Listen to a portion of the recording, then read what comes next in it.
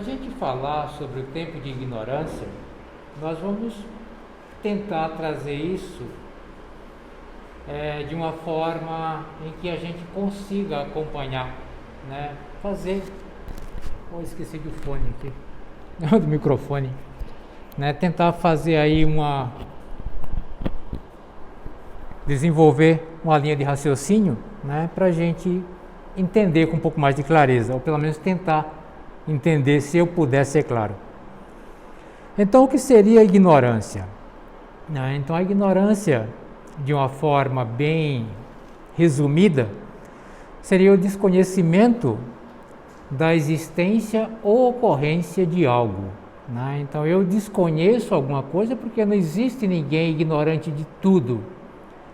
Nós somos ignorantes de alguns fatos, de algumas situações ou de algumas coisas. Então, eu poderia dizer que eu sou ignorante no campo da medicina.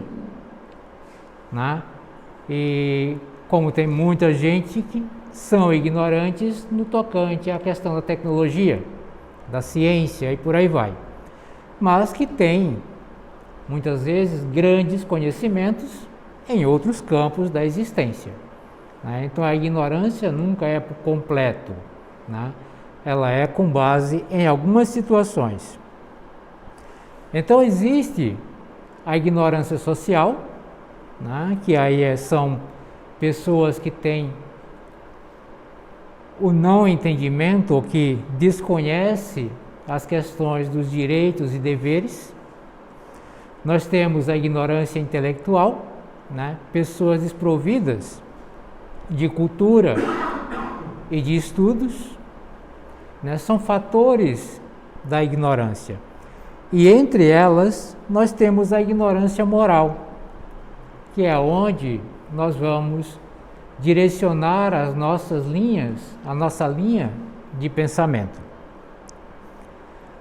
Bom, a ignorância moral, também de uma forma bem resumida, é a incapacidade de compreender os efeitos causados pelas nossas próprias ações. Então, a pessoa que não tem esse aperfeiçoamento, essa educação moral, que ela é ignorante com relação a essa condição moral, ela não se preocupa ou não tem nenhum compromisso com o resultado das suas ações. As suas ações ocorrem de maneira unilateral. Só tem o único objetivo e a única visão que ela tem é conseguir, através das suas ações, se beneficiar. Então, eu olhar para eu. Não importa o que aconteça, não importa o que a minha atitude cause. Se eu me beneficiar dela, então está tranquilo, está tudo certo. Não importa se eu causei sofrimento para outras pessoas, não importa, enfim, desde que eu me beneficiei, está tudo certo. Então eu estou tranquilo, porque eu consegui adquirir o que eu buscava. Então são essas as bases utilizadas, dessa visão unilateral, que as pessoas acabam agindo, acabam atuando na vida desta maneira. Por quê? Porque essas criaturas, esses espíritos, buscam o caminho da sobrevivência. Então, eu estou na vida material, eu tenho necessidade de alimento e eu não quero me submeter a trabalho, porque as pessoas são ruins, as pessoas cobram, as pessoas isso, as pessoas aquilo, o trabalho é isso, é aquilo, então eu quero buscar, mas eu preciso do alimento. Então, eu vou encontrar formas de buscar esse alimento. Então, essas pessoas, elas acabam vivendo, tendo uma vida onde elas vivem muito mais numa situação instintiva do que racional. Elas vivem mais pelo instinto do que pela razão. Né? Então, quando nós falamos dessa vida de instinto, nós nos remetemos ao mundo animal. No mundo animal, se o leão está faminto, ele vai procurar presas. E não importa o que ele encontrar, desde que a presa que ele encontrar possa satisfazer a sua necessidade, ele não vai calcular se a antílope é mãe e os filhotes estão esperando por ela. Ele não quer saber as consequências da ação dele. Ele precisa utilizá-la como alimento. E ele, se ele puder, ele vai atacar e vai matar. E vai levar ela para suprir as necessidades dos seus filhotes. Uma ação pelo instinto. O instinto de sobrevivência. Eu necessito, eu preciso suprir. Não importa como, desde que eu consiga suprir, está tudo certo. Né? Então, essa é a visão da nossa vida, ou dessa vida instintiva.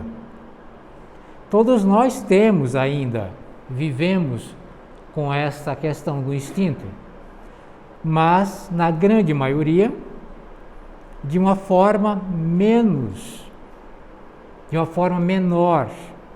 onde esse instinto ainda é utilizado para nos alertar com relação à preservação da nossa própria existência. E isso ele faz, nos alerta, nos convida a um despertamento, a uma fuga ou uma proteção que nós necessitamos para que possamos manter-nos vivos, né? Inteiros. Se nós estivermos próximo de um perigo, nós somos automaticamente, antes mesmo que possamos raciocinar, levado a uma ação de tentar fugir, se proteger. É uma questão instintiva. Se nós formos caminhando aqui nesse corredor e alguma coisa cair e nós perceber apenas com reflexo, nós vamos tentar agir de uma forma para nos defender, para evitar o golpe. Isso é uma ação do instinto, o instinto de sobrevivência em nós. Na Terra, nesse orbe abençoado que nós vivemos, ele é povoado por uma diversidade muito grande de espíritos. Né? Espíritos, assim como nós, que necessitam da oportunidade da evolução. Se nós fizermos, né, basta que a gente dê uma olhada de maneira superficial, que nós conseguimos facilmente identificar, né, o tanto de espíritos em condições diferentes entre si. Alguns ainda que se compraz completamente ou quase totalmente com o mal, que procura viver sua vida muito pautada no erro, procurando viver de uma forma onde o mal, fazer o mal, passa a ser parte normal do seu dia a dia. São os espíritos inconscientes. Encontramos uma outra quantidade de espíritos que já procuram se esforçarem para fazer o bem, que são espíritos com consciências relativas. E também encontramos, nesse mesmo orbe terrestre, espíritos que já se dedicam, que já se felicitam por fazer o bem, que já são os espíritos conscientes. Veja bem, Eu estou falando de espíritos conscientes e não de espíritos perfeitos. Tá? Então esse já tem consciência das suas ações e das suas atitudes. Nessa lição, ele nos fala, né, da seguinte maneira, logo aqui na abertura. Muito se pedirá àquele a quem se tiver muito dado, e se fará prestar maior contas àquele a quem se tiver confiado mais coisas. E no outro trecho ele diz assim: somos nós, pois, também cegos?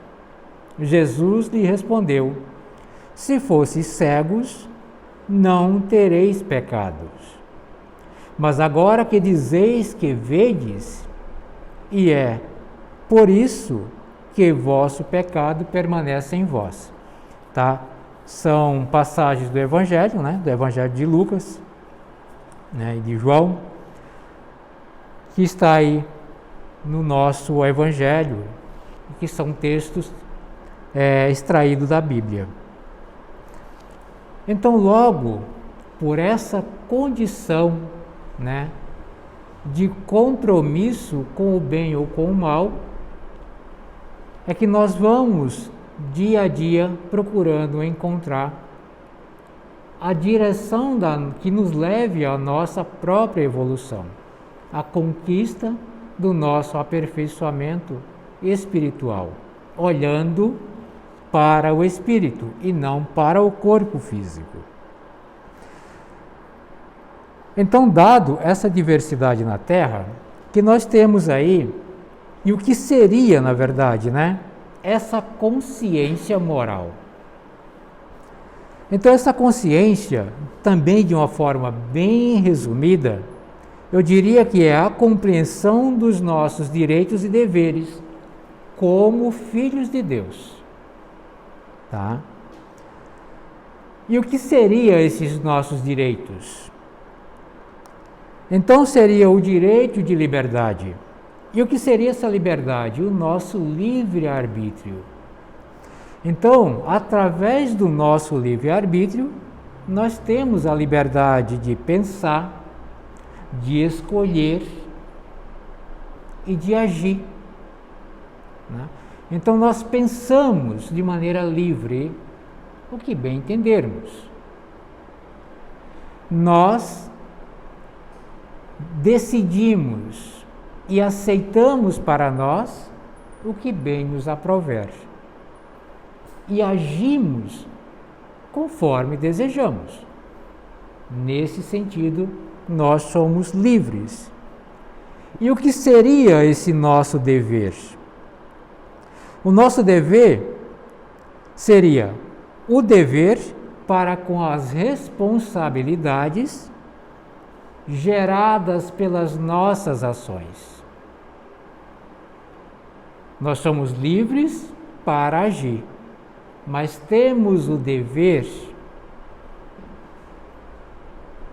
de aceitar as consequências que as nossas ações causaram.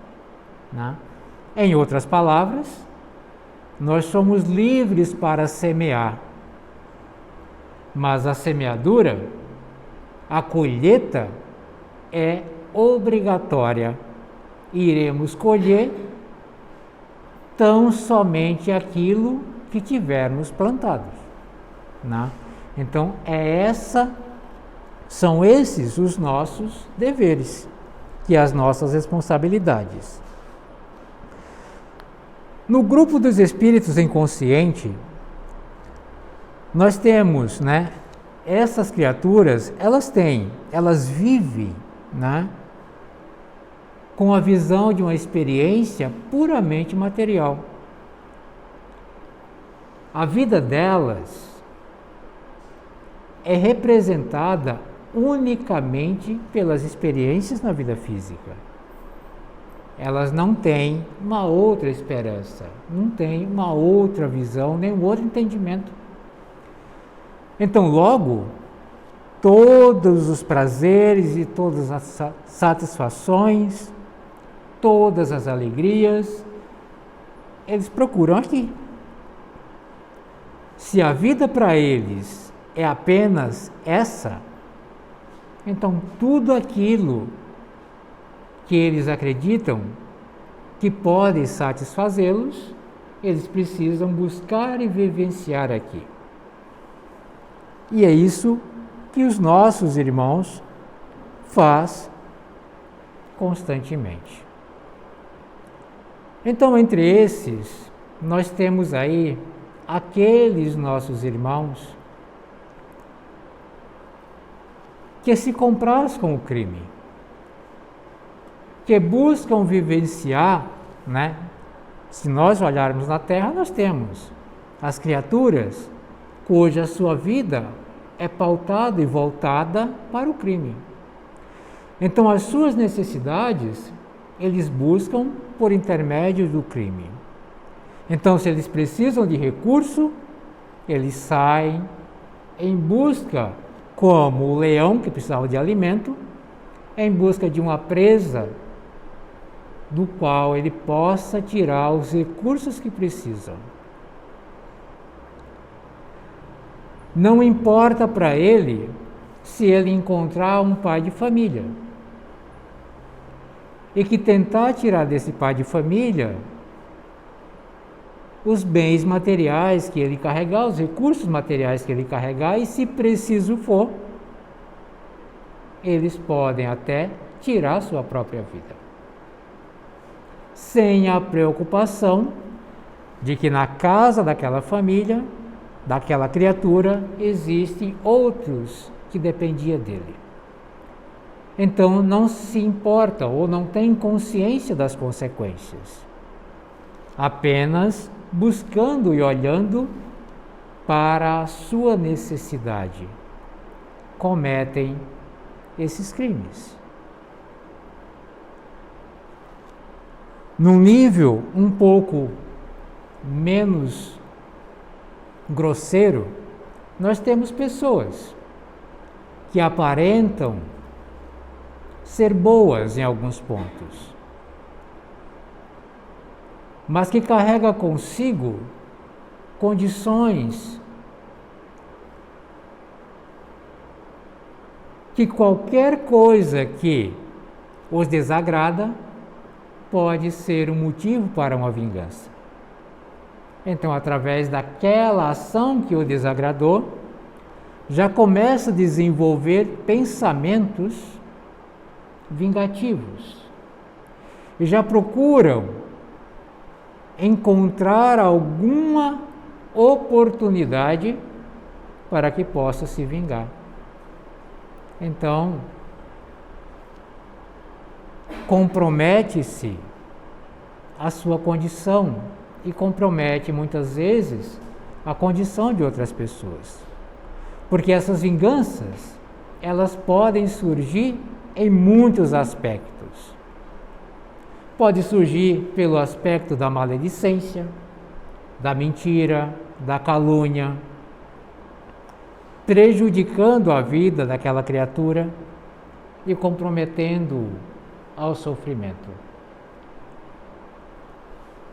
Também existe, por conta das necessidades materiais, ou por conta das vantagens materiais, homens e mulheres que se caracterizam, vestem máscaras de pessoas honestas e boas, para que possa conquistar ele ou ela, visando unicamente os benefícios materiais, os benefícios financeiros.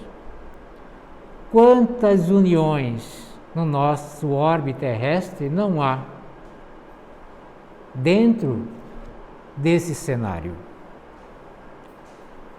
O que mais tarde acaba muitos ocasionando desastres, crimes, mentiras,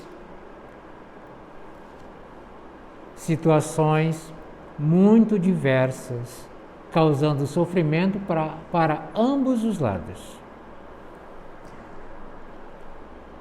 Temos aí, nesse mesmo meio, pessoas que não se preocupam em tirar do outro, mesmo sabendo que necessite o pouco que ele já tem.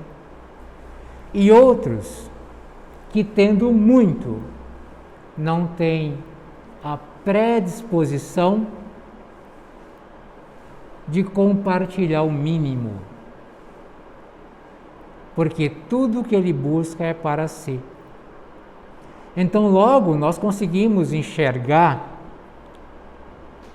na criatura ignorante da moral, né, que tem essa ignorância de moral, a manifestação daqueles 3 aspectos mais daninhos que nós compreendemos no ser humano.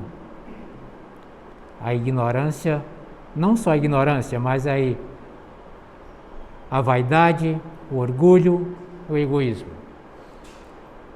Porque esses 3 defeitos, eles se conversam entre si e se complementam.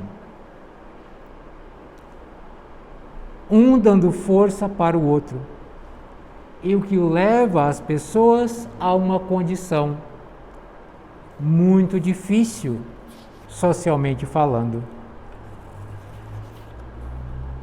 E então, se pergunta, qual seria o olhar de Deus para com esses espíritos?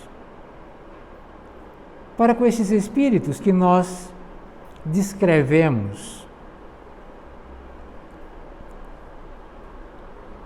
Será que Deus vai julgá-los de maneira severa, as suas faltas? Mas nós sabemos que Deus não julga, que Deus é um Pai amoroso, que ao contrário oferece oportunidade para os filhos caminharem e evoluir. E que o julgamento que se traz é o julgamento causado pela nossa própria consciência. A nossa consciência será o nosso juiz. Mas então, nós acabamos de falar que aqueles espíritos são em uma classificação de inconscientes, moralmente falando. Muitos deles são espíritos muito inteligentes. Tanto é que nós temos aí no âmbito do crime os crimes organizados. E às vezes mais bem organizados que as organizações judiciais. Às vezes mais bem organizados que as organizações, que muitas organizações empresariais. Estruturado, onde agem de maneira planejada, onde buscam levantar conhecimento, conhecer detalhes mínimos. E esses mesmos espíritos, eles agem tanto no plano material quanto no plano espiritual. Os do plano material buscam as riquezas materiais dos homens.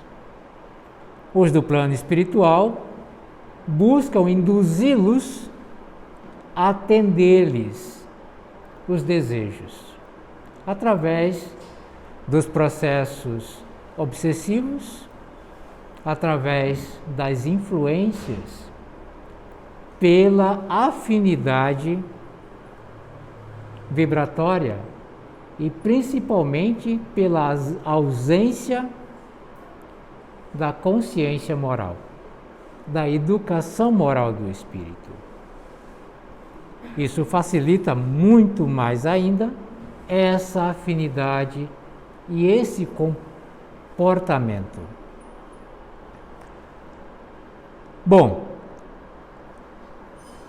e os espíritos puros, os bons espíritos, como eles, agindo sobre o comando do Cristo, como eles vê esses espíritos que muitas das vezes, nós encontramos criaturas encarnadas na Terra que eles defendem a ideia de que essas criaturas deveriam ser exterminadas, deveriam ser mortas, com o propósito, segundo eles, de diminuir na Terra o número de espíritos maus, para que na Terra permaneça apenas os espíritos bons. E aí, nós olhando para a criatura que traz uma proposta dessa, será que é muito difícil chegarmos à conclusão de que essa criatura é boa ou ela é má? Quando ela defende a ideia de manter na Terra espíritos bons, com o propósito da exterminação daqueles que ele considera maus. É quase sempre uma contradição, porque não é boa a sugestão ofertada, porque ela seria mais no desejo de que ele não se sinta ameaçado pela condição inferior desses nossos irmãos que povoam a Terra. Esquecendo eles que esses nossos irmãos, a despeito da sua condição de inferioridade, eles necessitam da oportunidade para que possa evoluir. Tanto quanto nós, que já nos classificamos como espíritos que já buscam o caminho do bem. Jesus nos convida ao exercício do perdão e diz a Pedro: perdoa não apenas 7 vezes, mas 70 vezes 7 vezes.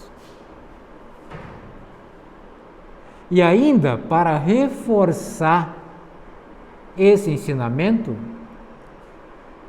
ele recomenda: amai os vossos inimigos.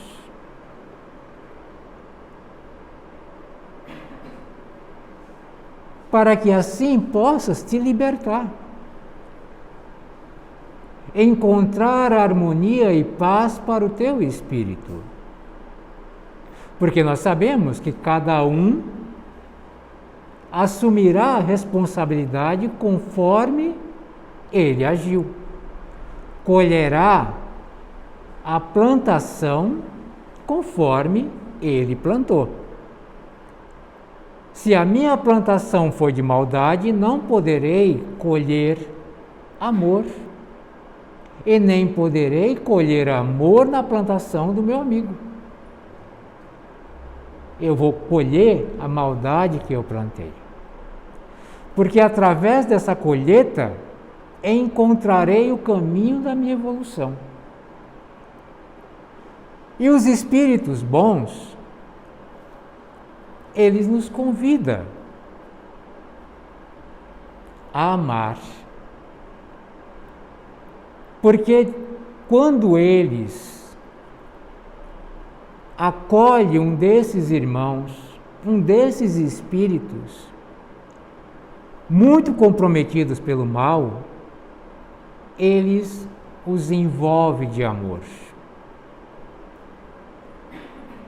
Porque eles não podem, eles compreendem que eles não podem cobrar de uma criança o entendimento que tem o adulto. Não adianta querer eu cobrar de uma criança em tenra idade a mesma capacidade de compreensão do mundo de um adulto de 50, 60 anos. Porque esta criança precisa vivenciar experiências para adquirir essas experiências. Se eu cobrar dela agora, ela não vai poder compreender a minha cobrança. Os espíritos bons agem dessa mesma forma. Para os nossos irmãos inconscientes da moral, eles os acolhem. Acolhem como filhos, filhos amados. Jesus fala das ovelhas desgarradas e que essas ovelhas precisam ser resgatadas. Só que para resgatar essas ovelhas tem que ser através do amor, para que elas possam se sentir confortável. Mas elas não terão acesso de imediato, não terão os mesmos benefícios que terão aqueles que agiram com base na responsabilidade moral. Eles serão acolhidos e serão protegidos e direcionados às escolas que possam capacitá-los a uma transformação. Voltarão à Terra, reencarnarão em regiões e meios aonde estão comprometidos, para que possam resgatar ali os erros que cometeram, ainda que inconscientemente. Formarão famílias, oferecerão àqueles que foram prejudicados a oportunidade da vida nova. Trabalharão ao lado deles. E ambos, encarnações após encarnações, até encontrarem o caminho do despertar da consciência.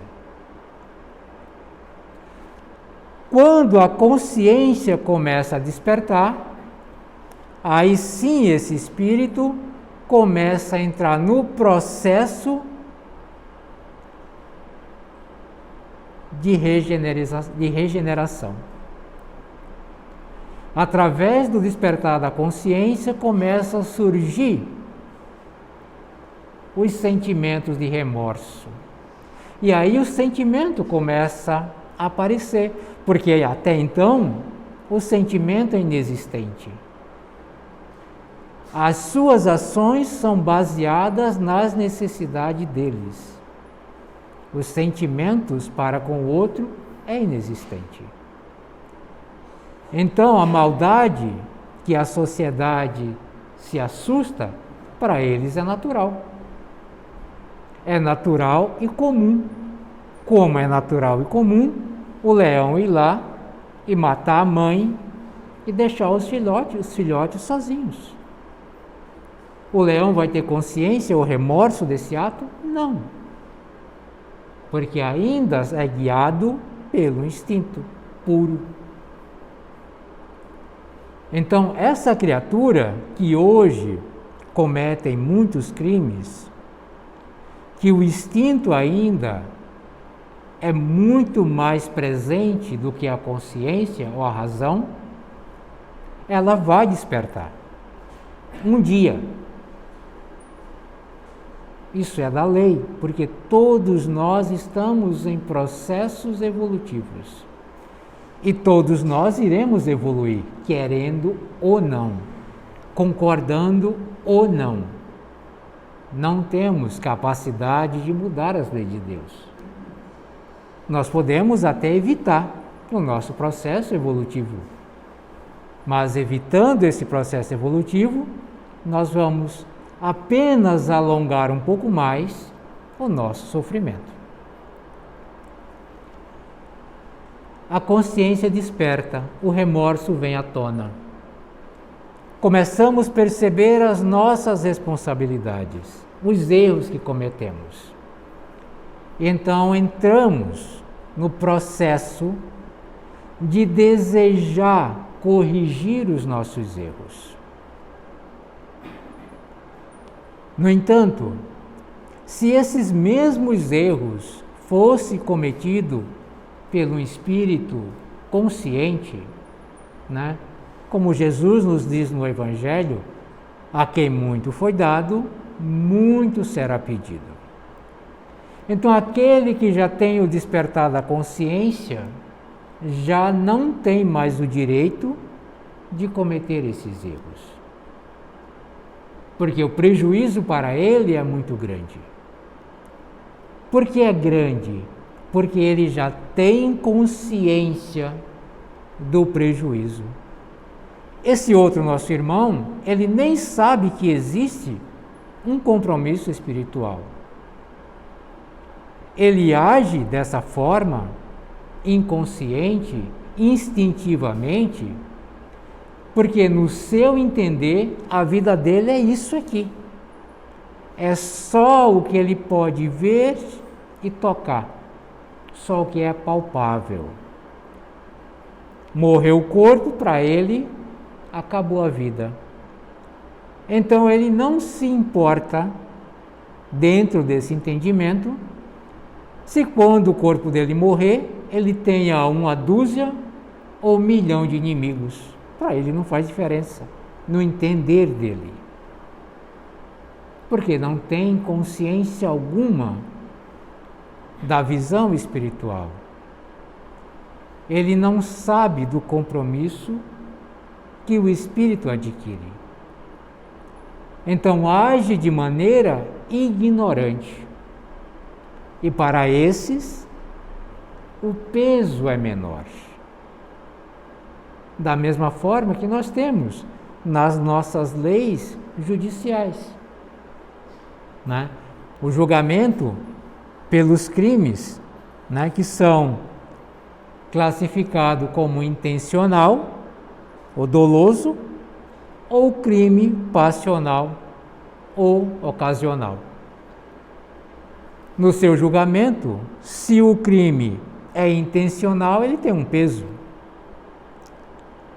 Se o crime é passional, ele tem outro, para o juiz. Da mesma forma que nós olhamos para a criança que comete um erro, a nossa capacidade de desculpar o erro dessa criança tem um peso.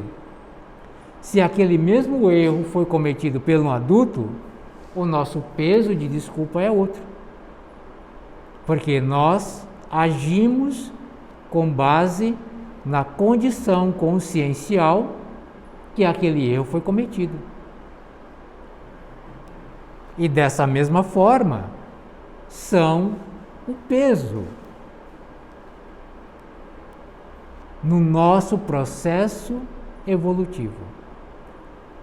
Se o espírito é consciente e ele comete um ato violento, de maldade, que possa comprometê-lo, ele sofrerá muito mais. Porque o despertar e o surgir do remorso é instantâneo. Para o outro não, leva-se muito tempo. Ele ainda vai ter a oportunidade de reencarnar diversas vezes.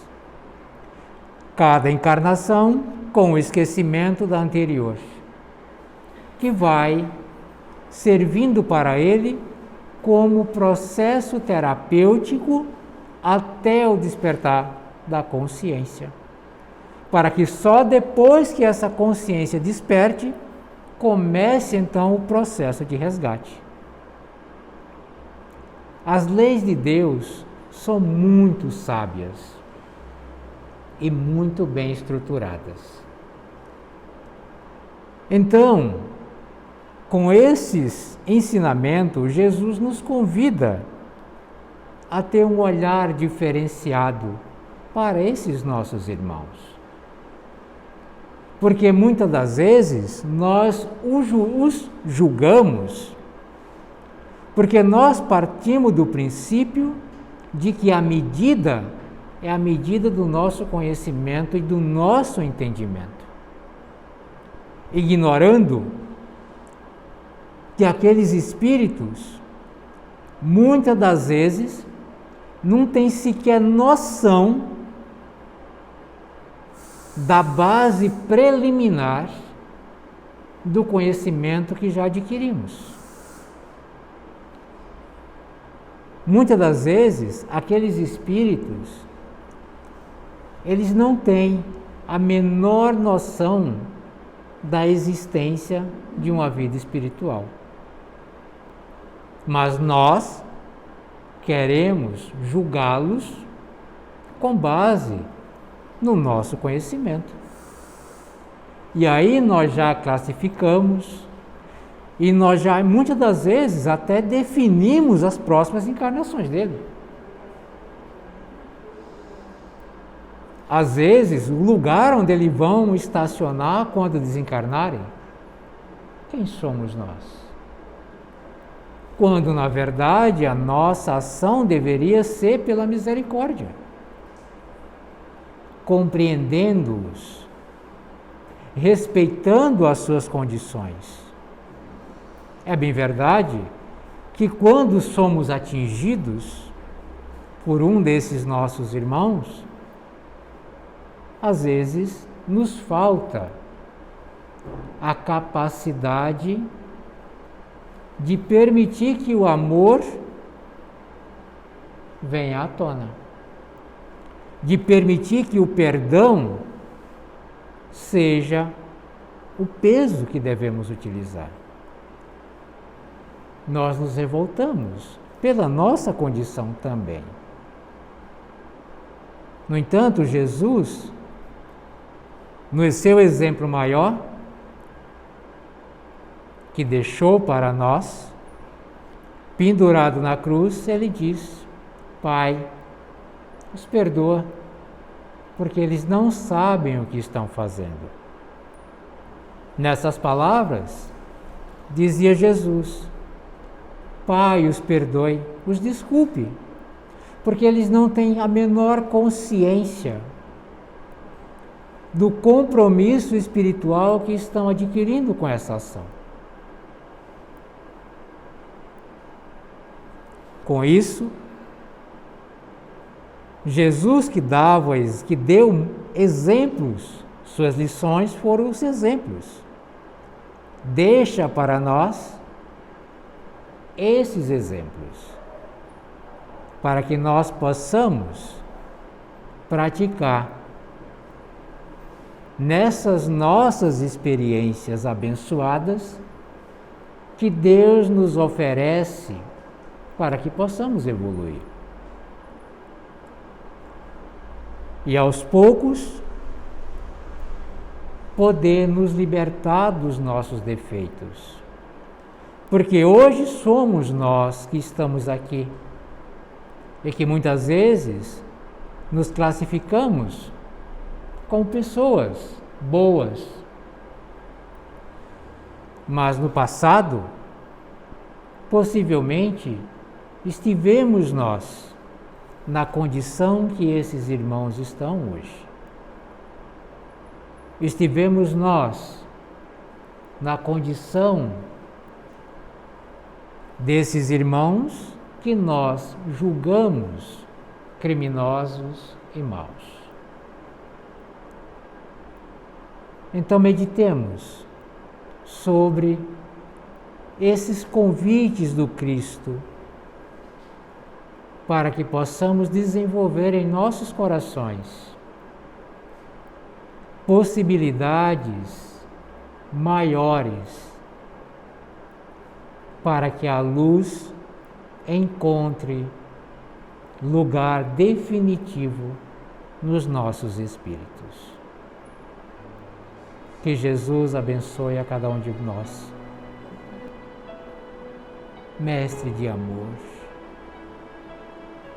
como é bom, Senhor, saber que podemos contar contigo. Não importa, Jesus, o desespero ou a dificuldade que estejamos enfrentando, podemos sempre contar contigo. Perdoa-nos, Senhor, se muitas vezes fugimos da tua presença, preferindo o desequilíbrio ofertado pelo mundo.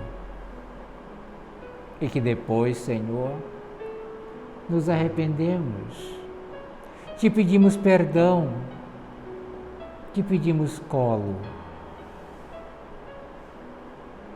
e com a tua bondade e amor, sempre a nos estender as mãos. Embora, Senhor, compreendemos a responsabilidade que assumimos diante das nossas atitudes. Mas perdoai-nos, ó Senhor, se ainda cometemos muitas falhas.